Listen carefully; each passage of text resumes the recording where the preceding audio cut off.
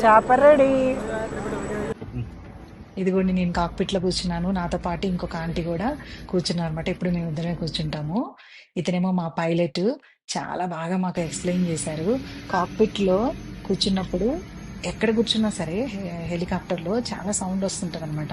అందుకనే హెడ్సెట్ కంపల్సరీగా పెట్టుకోవాలి. అండ్ మనకి పైలట్ ఎక్స్ప్లెయిన్ చేసినప్పుడు అవి కూడా మనకి అందులోంచి వినిపిస్తూ ఉంటాయి అనమాట. ఇది చాలా డిఫరెంట్ ఎక్స్పీరియన్స్ అనిపిస్తూ ఉంటది. ఇక్కడ ఆల్రెడీ స్టార్ట్ అవుతుంది. దడ దడ దడ అని ఊగుతుంది కదా, లోపల గుండెల్లో కూడా అలానే దడ దడ దడ దడ అంటూ ఉంటది. ఎన్నిసార్లు ఎక్కినా కొత్తగానే అనిపిస్తుంది నాకైతే. సో స్టార్ట్ అయిపోయింది. ఆల్రెడీ నేచర్ని చూడడం స్టార్ట్ చేశాను.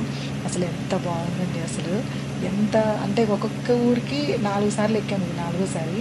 ఒక్కొక్క ఊరు నుంచి ఒక్కొక్క ఊరికి వెళ్తుంటే చాలా డిఫరెంట్ ఎక్స్పీరియన్స్ లాగా అనిపిస్తుంది అనమాట నాకు. ఒక ఊర్లోనేమో కొండలు ఎక్కువగా ఉంటాయి, ఇంకొక ఊర్లోనేమో మంచు పర్వతాలు కనిపిస్తూ ఉంటాయి, ఇంకొక ఊరు లోయలు ఎక్కువ ఉంటాయి, చాలా గ్రీనరీ ఎక్కువ ఉంటుంది, ఇల్లు ఎక్కువగా కనిపిస్తూ ఉంటాయి. ఇదిగోండి ఇక్కడ చూడండి ఎంత పైన ఉన్నాయి హిల్స్, అసలు చాలా హైట్కి వెళ్ళిపోయింది అనమాట. అలా హిల్ దగ్గరికి వెళ్ళిపోయినప్పుడు అమ్మో ఏంటి వెళ్తుందా లేకపోతే తగులుతుందా అనిపిస్తూ ఉంటుంది. బట్ చాలా టెక్నిక్గా తీసుకెళ్తూ ఉంటారు వీళ్ళు. ఈ కొండల పైన ఉన్న చెట్లు అవన్నీ చాలా బాగా అనిపిస్తాయి. ఇదేమో 2 కొండల మధ్యలో ఒక నది పారుతూ ఉందన్నమాట, చాలా బాగుంది. ఇదేమో గ్లేషియర్స్, రెయినీలో చాలా బాగుంటాయి.